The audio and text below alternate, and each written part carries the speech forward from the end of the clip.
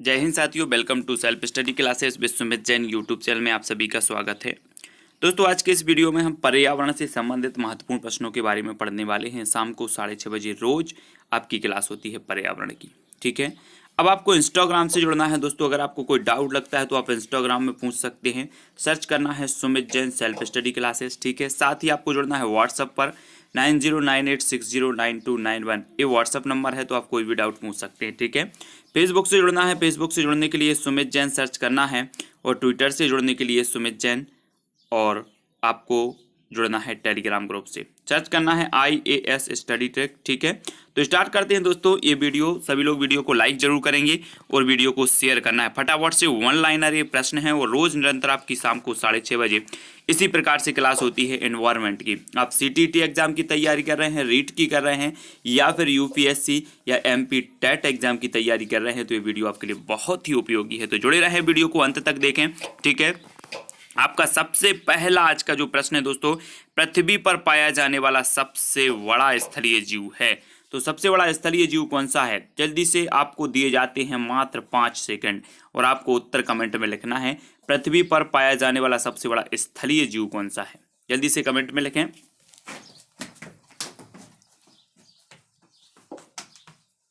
तब आपका राइट जो आंसर हो जाएगा दोस्तों, वो क्या हो जाएगा? वो हो जाएगा हाथी। पृथ्वी पर पाया जाने वाला सबसे बड़ा जो स्थलीय जीव है वो कौन सा है? हाथी है। नेक्स्ट जो आपका प्रश्न है, इंडियन रोलर के नाम से भी जाना जाता है, तो किसे जाना जाता है? ये आपका प्रश्न है, इंडियन रोलर के नाम से भी जाना जाता है, तो आपको उत्तर लिखना है। उत्तर हो जाएगा नीलकंठ। इंडियन रोलर के नाम से जाना जाता है दोस्तों नीलकंठ को। ठीक है, तो नीलकंठ आपका बिल्कुल यहाँ पर सही आंसर होगा। अगला है कड़कनाथ। कड़कनाथ किसकी प्रसिद्ध प्रजाति है? कड़कनाथ किसकी प्रसिद्ध प्रजाति है? जल्दी से उत्तर आपको लिखना है। तो आपका राइट आंसर क्या हो जाएगा? कड़कनाथ जो है ये किसकी प्रजाति है? ये है मुर्गा की प्रजाति। ठीक है, किसकी है? मुर्गा की प्रजाति है। अब अगला क्वेश्चन आपको बताना है दोस्तों, कड़कनाथ का संबंध किस राज्य से है? तो कड़कनाथ का संबंध, कड़कनाथ किसकी प्रजाति है आपने ऊपर पढ़ा, तो कड़कनाथ मुर्गा की प्रजाति है। अब एक कड़कनाथ का जो संबंध है वो किस राज्य से है, ये हमें बताना है। तब आपका राइट आंसर क्या हो जाएगा? उत्तर आपका हो जाएगा मध्य प्रदेश। कड़कनाथ का जो संबंध है, कड़कनाथ मुर्गे का जो संबंध है वो किससे है? मध्य प्रदेश से है। ठीक है, मध्य प्रदेश आपका बिल्कुल यहाँ पर सही आंसर होगा। अगला क्वेश्चन देख लेते हैं, मोर कहाँ की मूल प्रजाति है? मोर आपको बताना है। जो राष्ट्रीय पक्षी हमारा मोर है, मोर जो मूल प्रजाति है ये कहाँ की है मोर की? तब आपका राइट आंसर हो जाएगा दक्षिण एवं दक्षिण पूर्व एशिया। दक्षिण एवं दक्षिण पूर्व एशिया की मूल प्रजाति है मोर। ठीक है, ये चीज आपको याद रखनी है। अगला क्वेश्चन देख लेते हैं, तोते का वैज्ञानिक नाम क्या है? तोता आपने देखा होगा तोता, अब इसका वैज्ञानिक नाम बताना है। जल्दी से बताएं। तो आपका राइट आंसर क्या हो जाएगा? तोते का वैज्ञानिक नाम बताना है और आपका बिल्कुल सही आंसर होगा क्या? सिराक्यूला कैमरी। सिराक्यूला कैमरी ये तोते का वैज्ञानिक नाम है। ठीक है, आपको याद रखना है।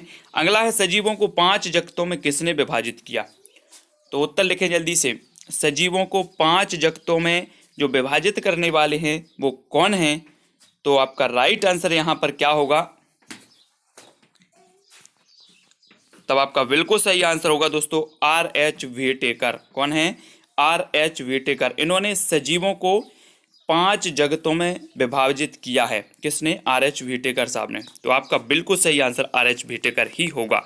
अगला है, पौधों में गैसों का आदान प्रदान कैसे होता है? आपने पौधे देखे होंगे। ठीक है, पौधे देखे होंगे, पौधे की पत्तियां देखी होंगी। पत्तियां हरे रंग की होती हैं। हरे रंग की क्यों होती हैं? क्लोरोफिल के कारण होती हैं। लेकिन पौधों में गैसों का जो आदान प्रदान होता है वो कैसे होता है आपको बताना है। और आपका बिल्कुल सही आंसर क्या हो जाएगा? पत्तियों के द्वारा। ठीक है, पौधों में गैसों का जो आदान प्रदान होता है वो पत्तियों के द्वारा होता है। पत्तियों का हरा रंग क्यों होता है? तो क्लोरोफिल के कारण होता है। ठीक है, तो याद रखना है। अगला क्वेश्चन देख लेते हैं। अगला क्वेश्चन है दोस्तों, क्रिकेट इतिहास में प्रथम एक दिवसीय मैच कब और कहाँ खेला गया? आपके सिलेबस में खेल और कार्य है, तो क्रिकेट इतिहास में प्रथम एक दिवसीय जो मैच है वो कब और कहां पर खेला गया? प्रश्न क्रमांक 9 का उत्तर हमें यहां पर लिखना है। तब आपका राइट आंसर क्या हो जाएगा? क्रिकेट के कुछ दीवाने होंगे, क्रिकेट खेलते होंगे, और आपका बिल्कुल सही आंसर होगा 5 जनवरी 1971 मेलबॉर्न। ठीक है, मेलबॉर्न में 5 जनवरी 1971 आपका बिल्कुल सही आंसर होगा। हॉकी का जन्मदाता किस देश को कहा जाता है? प्रश्न क्रमांक है अपना 10। हॉकी का जन्मदाता आपको बताना है, तो कमेंट में लिखें। तब आपका राइट आंसर होगा इंग्लैंड। हॉकी का जन्मदाता किसे कहा जाता है? इंग्लैंड को। ठीक है, अगला देख लो, अखिल भारतीय फुटबॉल फेडरेशन की स्थापना कब हुई? अखिल भारतीय फुटबॉल फेडरेशन की स्थापना कब हुई? ये प्रश्न क्रमांक अपना 11 है, और 11 का उत्तर आपको बताना है।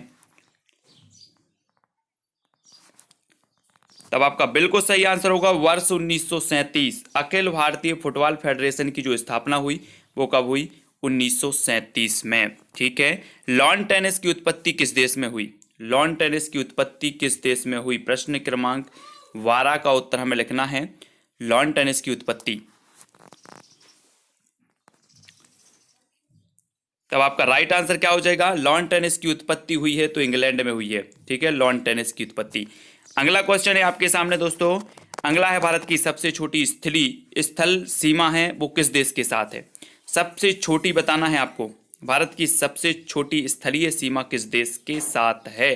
प्रश्न क्रमांक 14। तब आपका बिल्कुल सही आंसर होगा अफगानिस्तान। 106 किलोमीटर। कितनी है अफगानिस्तान के साथ? 106 किलोमीटर है। ठीक है, सबसे छोटी स्थलीय सीमा है। पोलो में खिलाड़ियों की संख्या कितनी होती है?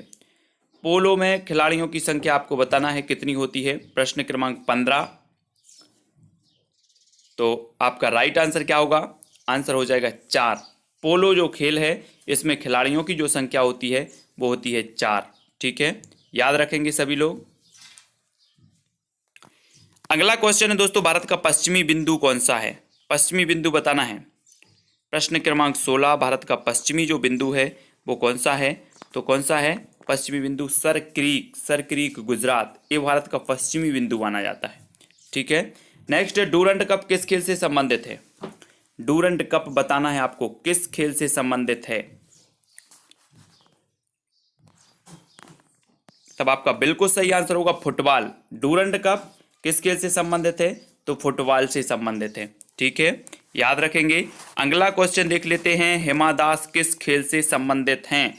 प्रश्न क्रमांक है अपना 18। हिमा दास किस खेल से संबंधित है?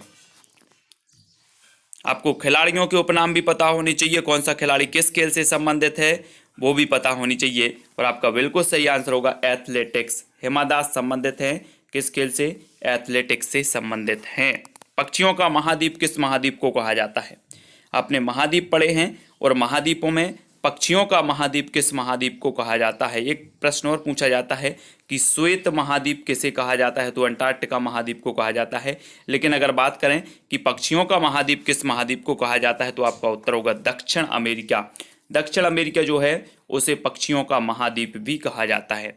ठीक है, अगला है सेरीकल्चर संबंधित है, तो किससे संबंधित है सेरीकल्चर? प्रश्न क्रमांक 20। तब आपका बिल्कुल सही आंसर होगा रेशम उत्पादन। किससे संबंधित है सेरीकल्चर? रेशम उत्पादन से संबंधित है। ठीक है, अगला है जैविक खेती अपनाने वाला भारत का प्रथम राज्य कौन सा है? जैविक खेती अपनाने वाला भारत का प्रथम राज्य आपको बताना है। तो प्रश्न क्रमांक 21 और 21 का बिल्कुल सही आंसर होगा सिक्किम। जैविक खेती अपनाने वाला भारत का जो प्रथम राज्य है वो राज्य है सिक्किम। ठीक है, अगला क्वेश्चन देख लेते हैं। अगला जो अपना प्रश्न है, हरा सोना किसे कहा जाता है? हरा सोना बताना है आपको किसे कहा जाता है, आपने पढ़ा होगा। प्रश्न क्रमांक 22। तब आपका बिल्कुल सही आंसर होगा हरा सोना कहा जाता है वन को। ठीक है, वनों को कहा जाता है हरा सोना। साइलेंट वैली के चर्चित होने का कारण क्या है? प्रश्न है 23, और साइलेंट वैली के चर्चित होने का कारण आपको बताना है। तो क्या कारण है? साइलेंट वैली या फिर शांत घाटी जो कि केरल में स्थित है, और इसके प्रसिद्ध होने के कारण है, चर्चित होने का कारण क्या है? जैव विविधता। जैव विविधता का हॉट स्पॉट क्षेत्र है साइलेंट वैली, इसलिए ये क्या है जो है चर्चित है। 23। ठीक है, घाना पक्षी विहार किस राज्य में स्थित है? प्रश्न क्रमांक 24। घाना पक्षी विहार किस राज्य में स्थित है, पूछा गया है प्रश्न।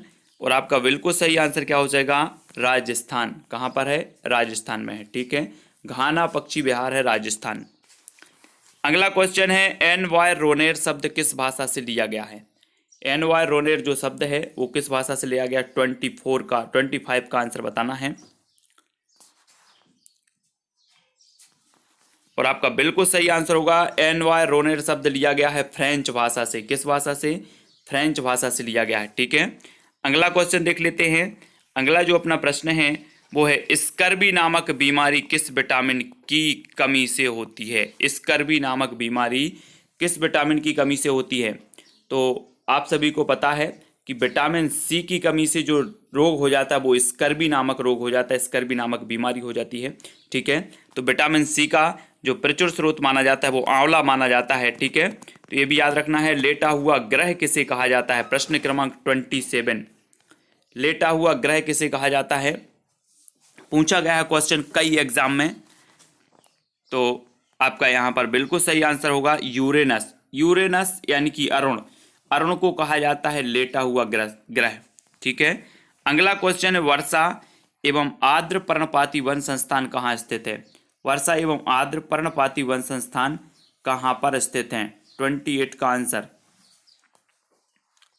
तो वर्षा एवं आर्द्र पर्णपाती वन संस्थान जो स्थित है वो कहाँ पर है, जोरहट, जोरहट में स्थित है।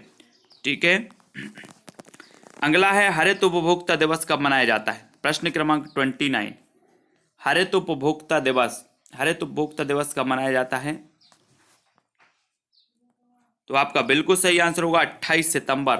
28 सितंबर को मनाया जाता है हरित उपभोक्ता दिवस। याद रखना है, प्रायद्वीपीय पठार का आकार कैसा है। प्रायद्वीपीय पठार का आकार बताना है, प्रश्न क्रमांक 30 का उत्तर। उत्तर क्या हो जाएगा आपका, प्रायद्वीपीय पठार का जो आकार होता है वो होता है त्रिभुजाकार। कैसा, त्रिभुजाकार होता है। ठीक है, प्रायद्वीपीय पठार का आकार। अगला क्वेश्चन देख लेते हैं। अगला है, विश्व जनसंख्या दिवस कब मनाया जाता है। विश्व जनसंख्या दिवस बताना है, प्रश्न क्रमांक 31। कब मनाया जाता है विश्व जनसंख्या दिवस। तब आपका बिल्कुल सही आंसर होगा 11 जुलाई। सभी ने बिल्कुल सही बताया है, विश्व जनसंख्या दिवस मनाया जाता है 11 जुलाई को। ठीक है, अंतर्राष्ट्रीय वाघ दिवस कब मनाया जाता है, प्रश्न क्रमांक 32। अंतर्राष्ट्रीय वाघ दिवस, तो आपका बिल्कुल सही आंसर हो जाएगा 29 जुलाई को। अंतर्राष्ट्रीय वाघ दिवस जो मनाया जाता है वो मनाया जाता है 29 जुलाई को। ठीक है, 29 जुलाई। अगला देख लेते हैं, वी.आर. अम्बेडकर का संविधान सभा में निर्वाचन कहाँ से हुआ था। वी.आर. अम्बेडकर साहब संविधान के जनक कहे जाते हैं और इनका संविधान सभा में जो निर्वाचन हुआ था वो कहाँ से हुआ था, प्रश्न क्रमांक 33 का आंसर। तो आपको बिल्कुल सही आंसर होगा मुंबई प्रेसिडेंसी। कहाँ से हुआ था, मुंबई प्रेसिडेंसी से हुआ था। किसका, वी.आर. अम्बेडकर, संविधान के जनक। आपदा प्रबंधन प्रशिक्षण संस्थान कहाँ स्थित है। आपदा प्रबंधन प्रशिक्षण संस्थान कहाँ पर स्थित है, प्रश्न क्रमांक 34।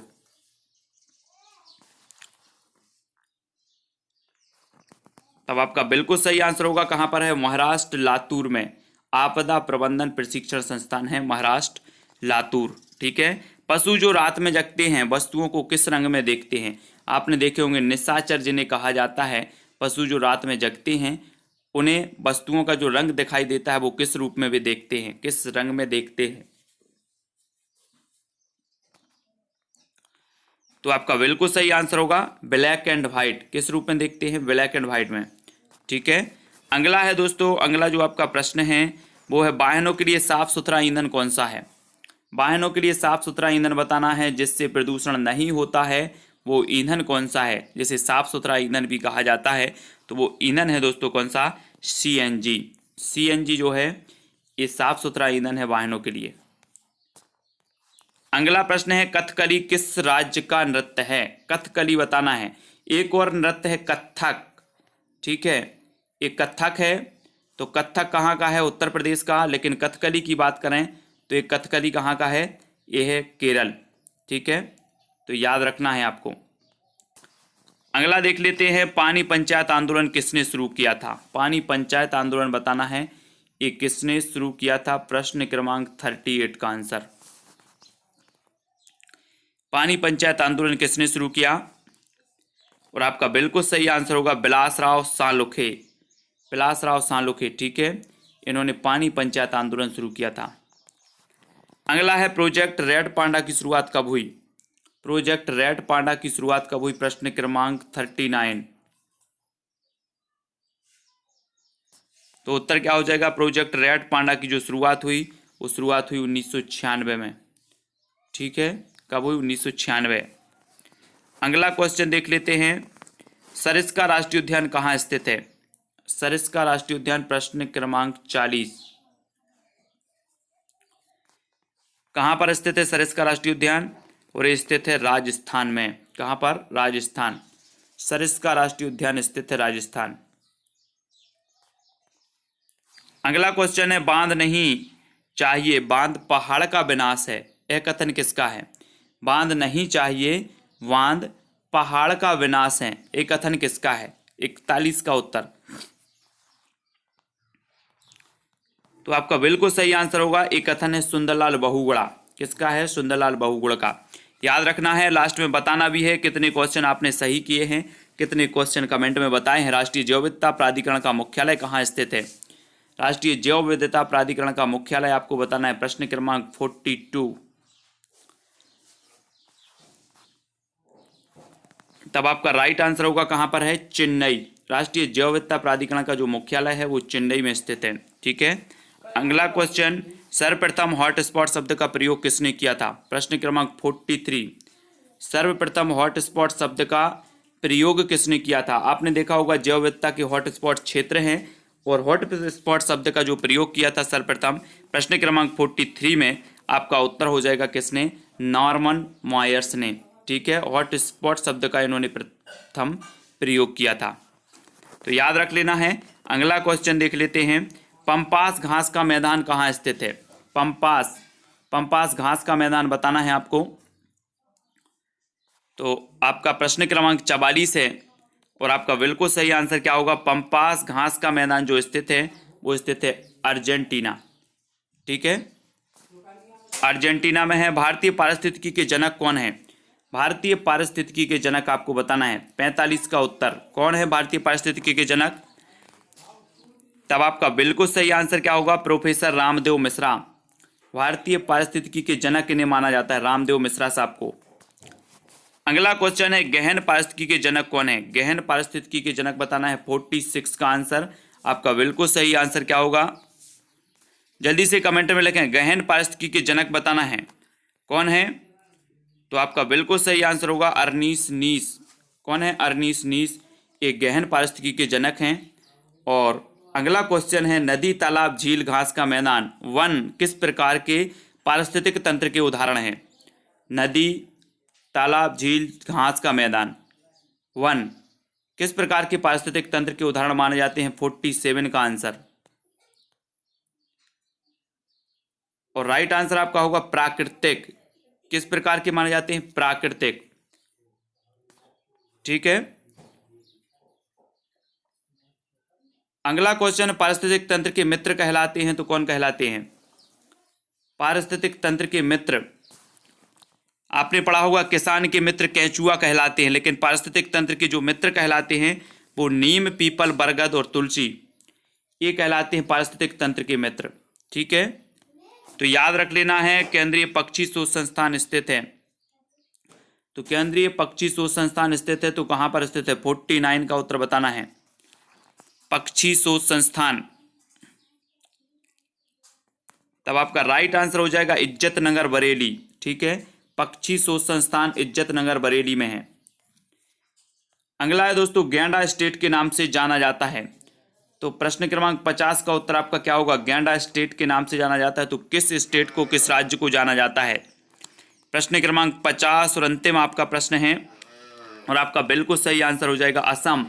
असम को गैंडा स्टेट के नाम से जाना जाता है। ठीक है, सभी लोग वीडियो को लाइक जरूर करेंगे, वीडियो को शेयर भी करना है और जल्दी से आपको बताना है कि आपने कितने प्रश्न अटेंड किए हैं, कितने प्रश्न आपने तैयार किए हैं, कितने प्रश्न आपसे बने हैं।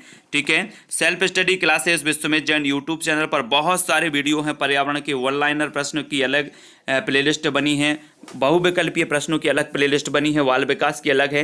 व्हाट्सअप नंबर ये दिया है, तो कोई भी डाउट लगता है तो व्हाट्सअप से जुड़ सकते हैं। इंस्टाग्राम से Sumit Jain self study classes search करना है और फेसबुक पे सर्च करना है सुमित जैन। ठीक है, ट्विटर से जुड़ सकते हैं सुमित जैन सर्च करके और IAS स्टडी ट्रैक आपको सर्च करना है और ट्विटर जो अपना टेलीग्राम ग्रुप है उससे जुड़ जाना है। ठीक है, वीडियो को सभी लोग लाइक जरूर करेंगे, वीडियो को शेयर करेंगे, कमेंट में जल्दी से बताएं कितने कितने नंबर आप लोग लाए हैं, क्योंकि ये बिना ऑप्शन वाले प्रश्न हैं और बिना ऑप्शन में जब आपके अच्छे नंबर आते हैं तो निश्चित ही आपकी तैयारी बहुत बढ़िया हो रही होती है, आप तैयारी की ओर, अच्छी तैयारी की ओर जा रहे होते हैं। ठीक है, तो वीडियो को लाइक करके शेयर करें दोस्तों।